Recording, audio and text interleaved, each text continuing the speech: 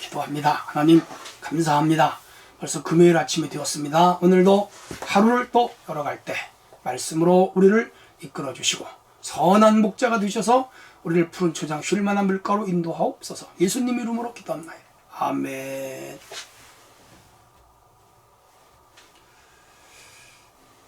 네, 오늘 본문은 욥기 19장 1절로 20절 되겠습니다.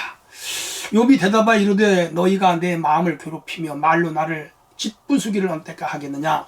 너희가 10번이 나를 학대하고도 부끄러워 아니하는구나.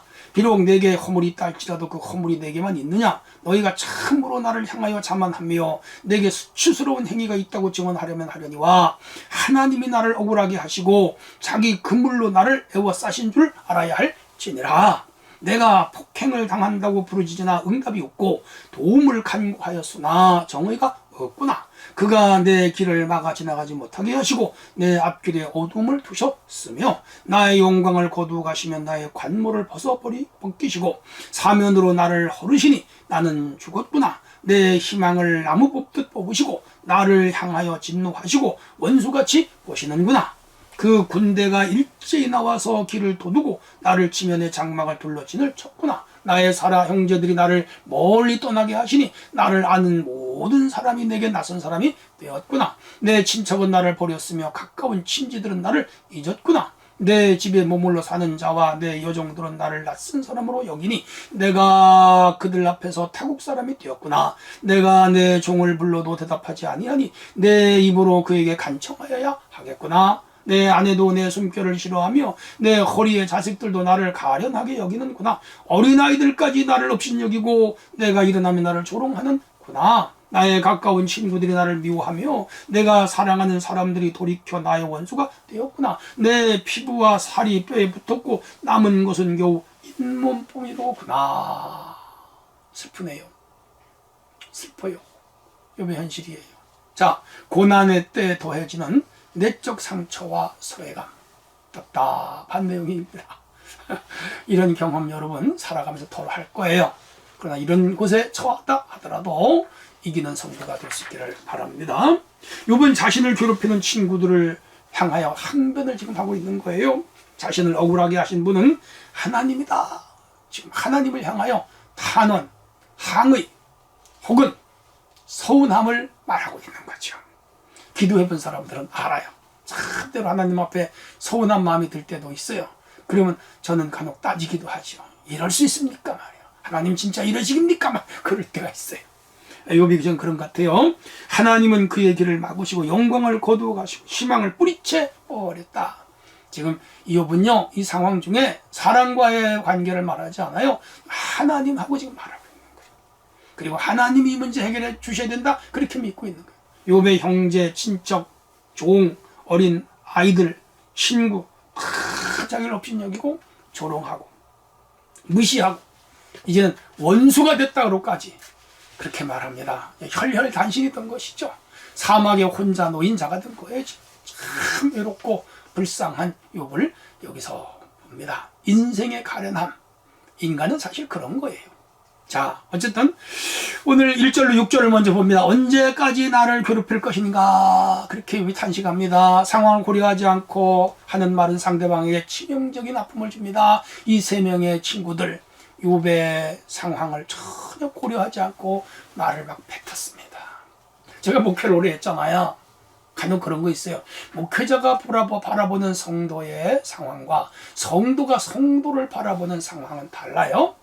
성도들이 가끔 성도들을 보고 막 함부로 말할 때가 있어. 근데 제가 보는 건 아니거든요. 그들이 불쌍하고 그가 가련하고 얼마나 힘들면 저 사람이 지금 저럴까 왜 그 상황을 아니까. 그런데 성도들이 성도들을 말할 때는 상황을 몰라서 오판하는 경우를 왕왕 봐요. 그래서 모르면 가만히 있는 게 사실은 좋아요. 욥의 친구들의 말이 자신에게 어떤 영향을 끼쳤는지 욥은 말합니다. 뭐라고 2절에? 짓부수기라. 여러분 담장을 짓부시고 블록을 짓부수고 어떤 물건을 짓부수는 거 거긴 압력을 가할 때 부서지는데 지금 욥의 친구들이 욥에게 갖가지 말로 압력을 주고 지금 욥의 정신세계 심령세계를 짓부수고 있는 거라. 오늘 우리가 다른 사람 그렇게 하면 안 됩니다. 그러니까 욥이 지금 얼마나 괴롭겠어요. 우리가 말 한마디가 상대방을 괴롭힐 수 있습니다. 그러나 친구들의 잘못을 그들이 깨닫지를 못해요. 사실 자기가 잘못하면서 잘못하는 걸 알면 회개하고 반성하고 변하는데 자기가 무슨 짓을 하는지 모르면서 하는 건 방법이 없어요. 10번이나 욥을 학대하고도 부끄러운 줄 모른다. 욥이 그러잖아요. 10번이라고 하는 것은 손가락으로 셀 수 있는 최고잖아요. 우리 10개밖에 못 세잖아요. 그러니까 엄청난 뭐예요? 지금 실수를 친구들이 저질렀고 욥을 많이 괴롭혔다. 그 얘기예요. 악인은 스스로 쳐놓은 그물에 걸린다고 말하지만 18장 7절로 10절에 욥은 자신이 강하고 무자비한 핍박자에게 표욕되어 동물과 같다. 여러분 산짐승 포획하는 거면 덫을 놓거나 그물을 놓거나 막 올물을 놓아서 짐승을 잡는데 그 덫에 걸린 짐승은 나올 수 없어요. 발목이 탁 잡고 채가지고 거기서 호적되고 슬프게 울다가 그 사냥꾼에게 걸리면 죽는 거죠. 지금 욥은 지금 그런 상황에 자기가 걸렸다고 탄식을 하는 거예요. 참 그의 비유가 적절해. 6절이죠. 자, 욥은 이를 통해 자신의 현실이 하나님으로부터 비롯되다. 그런데 욥은요, 그 친구들에 대해서 소원하게 말하지만 그 욥이 친구들을 실현하기보다는 하나님으로부터 왔다. 하나님하고 해결하려는 의지가 강합니다. 자, 그래서 욥이 친구들로부터 당한 괴로움은 그 정도가 짓부수기와 같다. 큰 고통이에요. 우리 남들에게 이런 고통을 주지 않도록 살아가야 됩니다. 고난당하는 친구와 이웃에게 상처를 주며 함부로 대할 때 하나님이 우리를 어떻게 보시겠습니까? 책망하시겠죠? 그러므로 우리 믿는 사람들은 어느지 모든 사람을 대할 때 사랑으로 대해야 돼요. 긍휼로 대해야 돼요. 자비함으로 대해야 돼요. 측은으로 대해야 돼요. 우리 주님의 마음이 예수님 많은 환자들을 볼 때마다 동정하시고 불쌍히 여겼다. 거기서부터 은혜와 사랑이 나오는 거죠. 7절로 20절 조금 긴 내용인데요. 나를 아는 사람들이 낯선 사람이 되었다. 욥의 탄식인데, 자 보세요. 우리가 1장에서 재물 잃고 또 자녀 건강 잃고 아내가 그를 하나님 저주하라 막 그랬잖아요. 근데 그 이웃들로부터 당한 고통에 대해서는 거기 없는데 오늘 19장에 오면 이웃들로부터 당한 고난을 여기 기록했습니다. 제일 힘든 거예요. 관계의 동물에서 이웃과의 관계가 어우러졌을 때 이웃들이 나를 신란하고 비난하고 함부로 대하고 모함하고 손가락질하고 입을 희죽거릴 때 참 힘든 거예요. 예수님 십자가에 달렸을 때 모습이 연장이 됩니다. 욥은 하나님의 적대적 행동을 다양한 비유로 진술을 하는데 그는 도움을 요청해도 응답하는 자가 없다. 왜? 사람들은 돈이 있고 권력이 있고 힘이 있으면 모여드는데 욥이 다 잃었기 때문에 다 떠나간 거예요.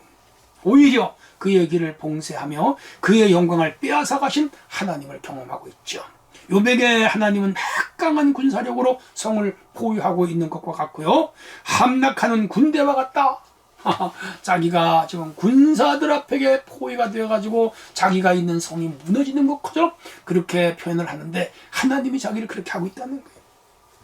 하나님의 적대적 행동은 사람들의 행동을 통해서도 나타나는데 형제와 지인뿐 아니라 이웃 친척들까지 욥을 떠났어요. 욥에게도 형제가 있었겠죠. 욥이 이렇게 망하고 나니까 다 떠나갔어. 지인, 친구, 오늘로 말하면 전화해도 받지도 않고 만나주지도 않고 병원에 입원해도 찾아오지도 않아. 왜? 콩고물이 없으니까. 이게 세상 인심이에요. 그뿐 아니에요. 역전되었습니다. 관계가 남녀 종들이 자기가 부려먹었는데 이제는 욥이 간청을 해서 도움을 구해야 할 정도고 그렇게 해도 그 하인들이 도와주질 않아. 무시하는 것이죠. 사람이 무시를 당할 때만 힘들겠어요. 그의 아내, 형제들, 아이들로부터 혐오와 조롱의 대상이 됐습니다. 너무 참혹하면요 사람들이 오지도 않아요. 떠나갑니다. 오히려 자기들에게 부담이 되고 해가 들까봐 버리지요. 친구들과 사랑하는 이들이 다 떠날 뿐 아니라 심지어 여기 뭐를 원수가 되었다 그렇게 말해요. 예, 과거에 자기 덕을 보던 사람들이 내가 어려울 때 나를 떠나면 사실은 원수가 되는 것도 맞아요. 이게 인간 삶의 비애입니다. 육체의 질병보다 지금 마음을 나눌 진실한 친구가 이 욥에게는 지금 없어요. 총체적인 소외 상황이 벌어진 거라. 아, 안타깝지. 마음이 아파요. 욥이 겪는 소외의 감정은 너무너무 심해서 이제는 아는 모든 사람이 낯선 사람이 된 것과 같은 이런 상황. 이게 인간 세상의 매정함이라는 거예요. 슬픔이 있죠. 욥처럼 고난 중에 소외를 경험할 때 우리 어떻게 해야 돼요? 그래도 우리를 버리지 않는 분이 한 분 있습니다. 누구예요? 하나님. 누구예요? 예수. 여기에 신앙의 힘이라는 거예요. 쇠사슬보다 더 강력한 힘으로 끌어져요. The mighty God, Almighty God. 하나님이 끌어준다고요. 세상은 돈과 권력을 중심으로 모이죠. 반대로 연약함은 사람을 외면당하게 하고 멸시를 당하게 하죠. 하지만 성육신하신 우리 예수님은 우리의 연약함을 참으로 동정하시는 분이라고 성경은 말씀을 했습니다. 세상 사람 다 버려도 나를 버리지 않는 분이 있어요. 하나님, 우리 예수님. 우리를 불쌍히 여길 뿐만 아니라 우리 죄와 허물까지 다 가려주시고 덮어줘요. 이 사랑을 우리 성도들이 체험을 해야 됩니다. 체험하시기를 바랍니다. 사람은 배신하고 떠날지라도 예수님은 언제나 우리와 함께 항상 함께 임마누엘 어디까지? 세상 끝날까지.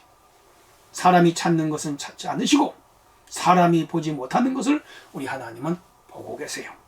예수님은 참으로 우리의 뭘까요? 위로자. 오늘도 위로의 하나님이 코로나로 고통 중에 있는 우리 성도들을 위로하시기를 바랍니다. 하나님 감사합니다. 오늘도 말씀으로 우리 마음을 채우게 하시고 우리의 희망 되시는 예수님만 붙잡게 하옵소서. 예수님의 이름으로 기도합니다. 아멘.